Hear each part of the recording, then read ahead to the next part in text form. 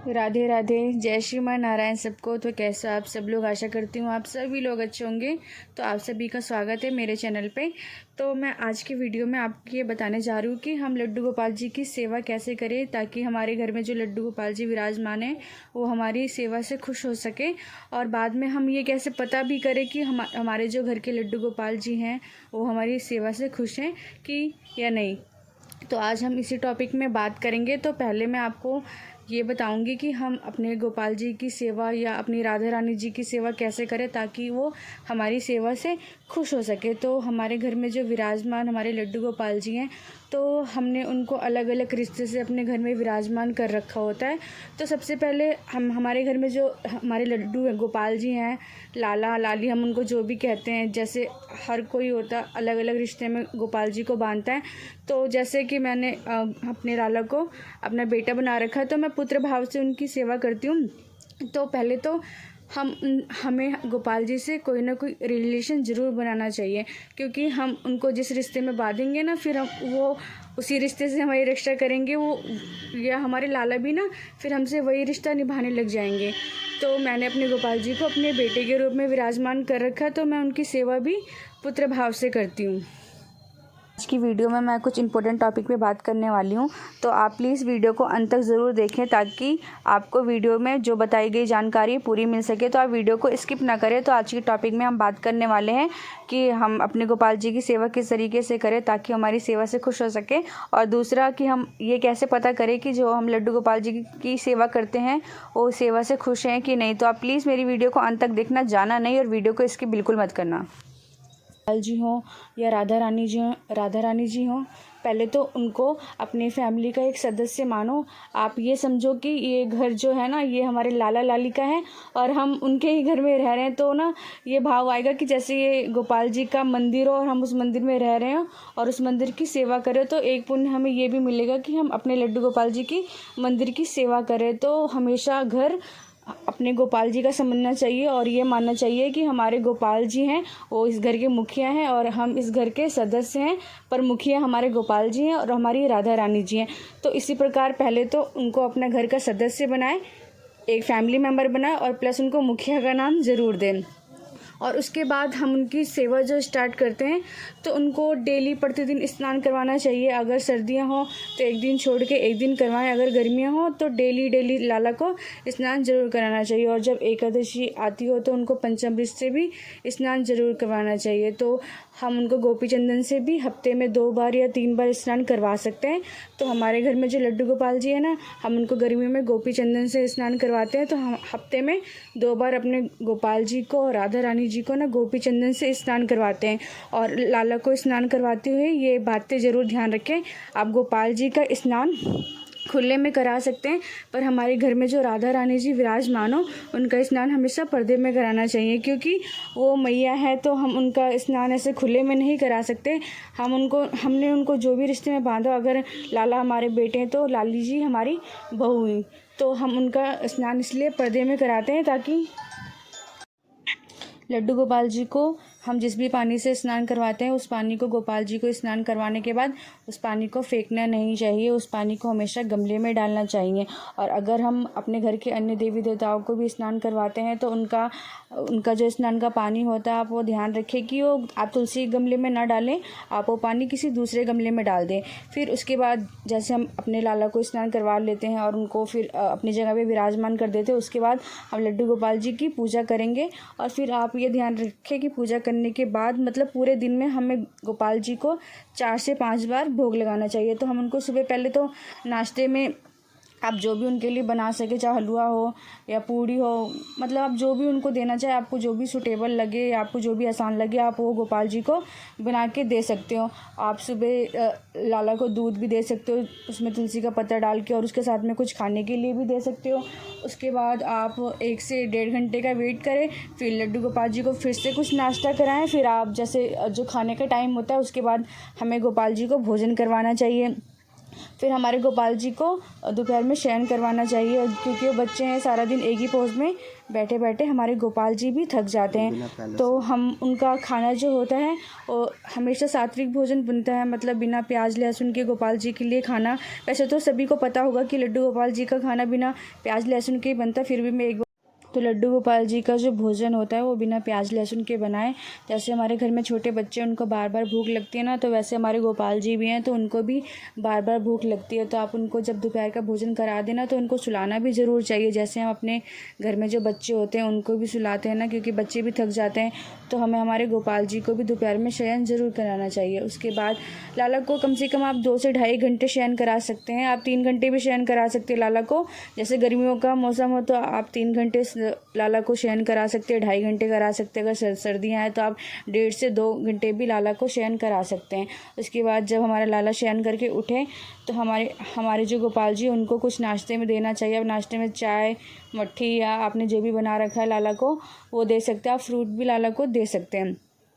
तो इसके बाद जब लाला को उठाते हैं, शाम का समय तो वैसे भी हो रहा होता है, तो लाला एक बार नाश्ता कर लेता है। उसके बाद पूजा करने का समय हो जाता है। पूजा करने के समय के बाद फिर आ जाता है समय हमारे गोपाल जी के लिए भोजन बनाने का समय। तो हमें जो हमारे लाला हैं उनको जब हम भोजन कराएं ना, तो आप ध्यान रखें कि उनको भोजन आप 9 बजे या लास्ट 9:30 बजे तक उनको भोजन करा दें। और आप ये ध्यान रखें कि हम उनको जो भी भोजन देते हैं या नाश्ता देते हैं या दूध चाय आप जो भी देते हैं उसमें तुलसी का पत्ता डालना ज़रूर याद रखें, क्योंकि तुलसी के पत्ते के बिना लड्डू गोपाल जी का भोग अधूरा माना जाता है। तो आप ध्यान रखें कि आप लाला को जो भी खाने के लिए दें उसमें तुलसी का पत्ता स्वयं डालें। उसके बाद फिर समय हो जाता है लड्डू गोपाल जी को भोजन कराने के बाद लड्डू गोपाल जी को सुलाने का। और आप ये भी ध्यान रखें कि आप जैसे जो भी भोजन बनाते हैं ना गोपाल जी के लिए, तो उस भोजन को आपको ना प्याज लहसुन वाले खाने में मिक्स नहीं करना, आपको ऐसे अलग से खा लेना है। अब थोड़ा थोड़ा करके सबको खिला दीजिए, घर में जितने भी सदस्य हैं। तो आपको उस खाने को प्याज लहसुन वाले खाने में मिक्स नहीं करना। फिर हमें गोपाल जी को सुलाने का समय हो जाता है। सुलाने के लिए तो मैं भी अपने गोपाल जी को 10:30 या लास्ट 11 बजे तक मैं भी सुला देती हूँ। तो आप ध्यान रखिए, जैसे गर्मी का समय हो ना, तो हमारे लड्डू गोपाल जी ने अगर भारी कपड़े पहन रखे हैं तो हमें उस कपड़े को चेंज करना चाहिए। लड्डू गोपाल जी को बनियान पहनाना चाहिए और निक्कर पहनना चाहिए, कि उसमें लाला काफ़ी कंफर्टेबल फील करता है।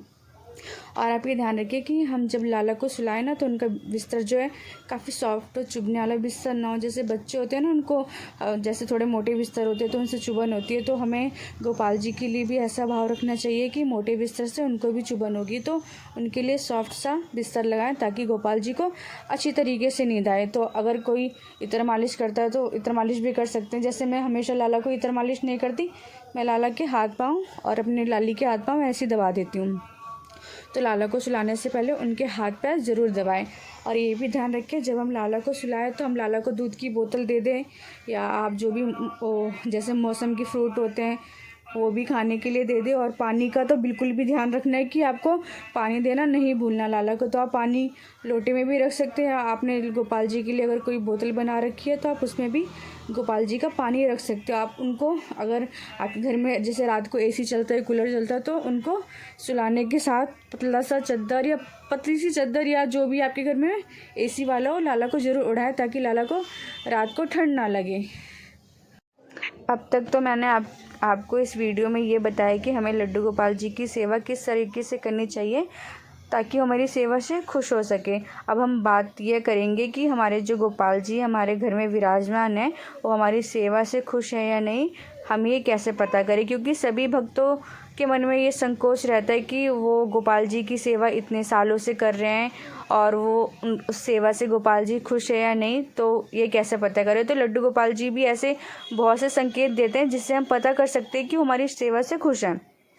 तो पहला तो संकेत होता है कि जैसे हमारे गोपाल जी हो हमारे सपने में आते हैं, वो सपने में दर्शन देना चालू कर देते हैं, जैसे बच्चे के रूप में, या आपके घर में जो भी गोपाल जी विराजमान है उन्हीं की शक्ल में आते हैं और उनकी शक्ल किसी बच्चे के रूप में होती है। जैसे वो बच्चे के रूप में आपसे प्यार कर रहे हैं, आपके साथ खेल रहे हैं, तो ये बहुत बड़ा संकेत देते हैं लड्डू गोपाल जी कि वो आपकी सेवा से खुश हैं या नहीं।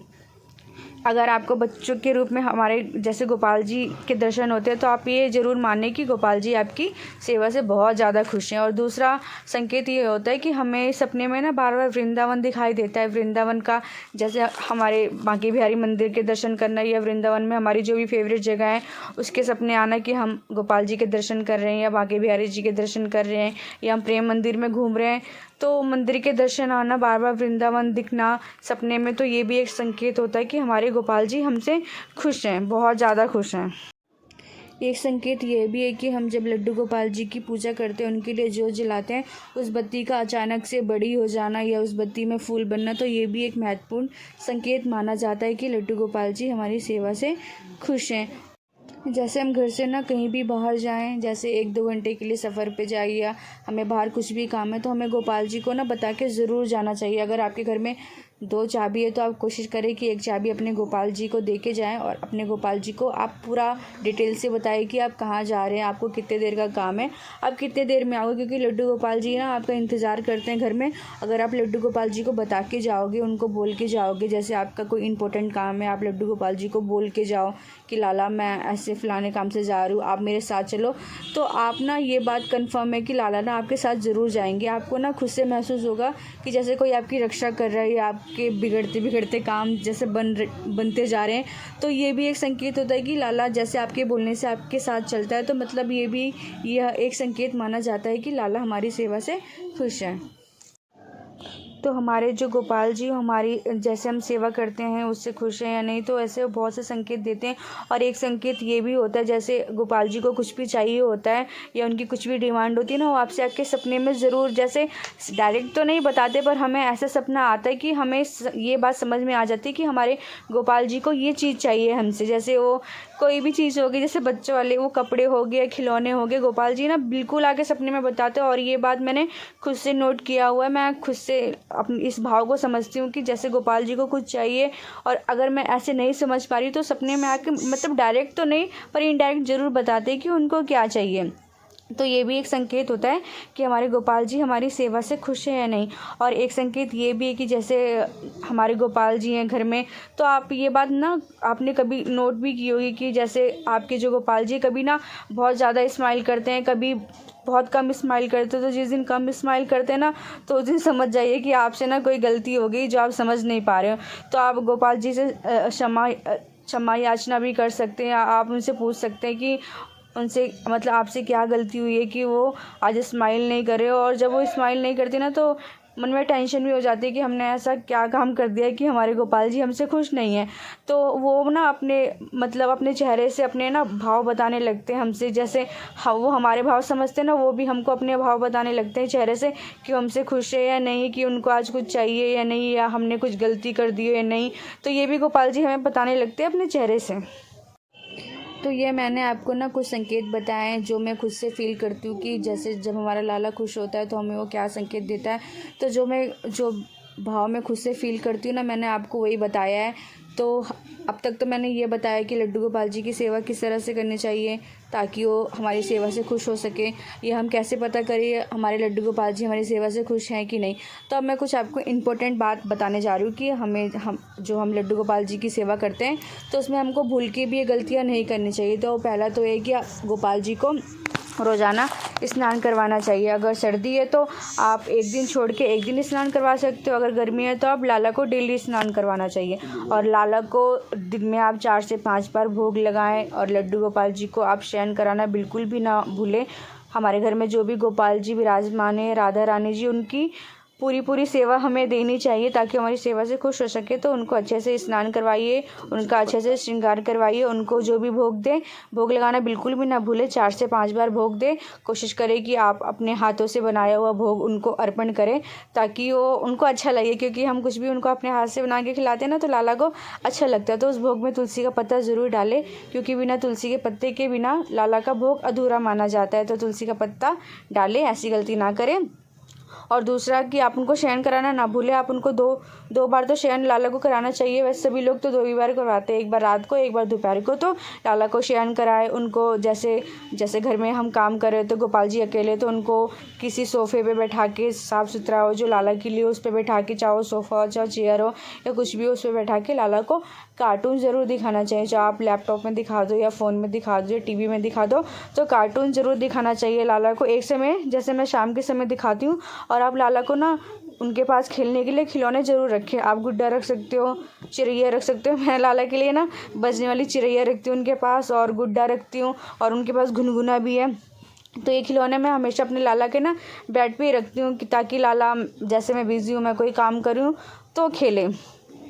तो आपको लाला को जैसे हम बच्चे के साथ करते हैं ना, बच्चे की केयर करते, वैसे हमें गोपाल जी की भी सेवा करनी चाहिए, क्योंकि वो भी हमारे घर में बालक रूप में विराजमान है। लड्डू गोपाल जी छोटे से बच्चे के रूप में विराजमान है, तो उनकी सेवा भी हमें बच्चे के रूप में करनी चाहिए। तो आप उनको खिलौने दें खेलने के लिए, उनको कार्टून दिखाएं। अगर आप लड्डू गोपाल जी से पूछोगे ना कि लाला आपको कौन से कार्टून देखना है, तो लाला आपके मन में ज़रूर ये भाव देगा कि उसको कौन से कार्टून देखने हैं। तो मेरा केशव है ना, वो ज़्यादातर लिटिल भीम देखता है या छोटा भीम देखता है, तो हमारे लाला को यही पसंद है।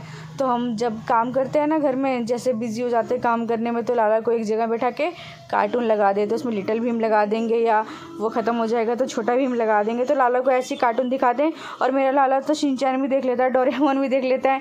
तो मतलब लाला को डोरेमोन, शिनचैन तो मैं दिखाती हूँ, पर जो लाला को मेन फेवरेट है वो लाला का छोटा भीम है और लिटिल भीम है। तो मेरा केशव ज़्यादातर यही देखना पसंद करता है।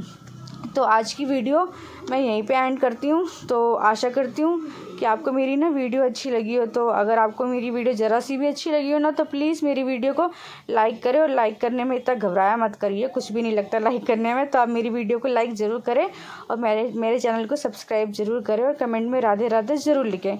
तो आप देखो मेरा केशव कितनी प्यारी स्माइल दे रहा है। लाला मम्मा की बातों से सहमत है, इसलिए ना प्यारी प्यारी स्माइल दे के बता रहा है कि आप हमारी वीडियो को लाइक करना, हमारे चैनल को सब्सक्राइब करना। क्योंकि वीडियो तो मेरी है नहीं, वीडियो तो लाला की है। लाला की फ़ोटो भी वीडियो में, और लाला के बारे में सारी बातें। तो ठीक है, अब हम आपसे नेक्स्ट वीडियो में मिलते हैं। और कोशिश है मेरी कि मैं अगली बार आपके लिए कुछ अच्छा टॉपिक लेके आऊँ। तो ये जो मेरी वीडियो, आशा करती हूँ आपको अच्छी लगी है। तो प्लीज़ अगर आपको मेरी वीडियो अच्छी लगी हो तो मेरे चैनल को सब्सक्राइब करना, मेरी वीडियो को लाइक करना। तो आप सभी को राधे राधे, जय श्री नारायण। अब मैं आपसे मिलती हूँ किसी नेक्स्ट वीडियो में, तब तक के लिए आपको बाय।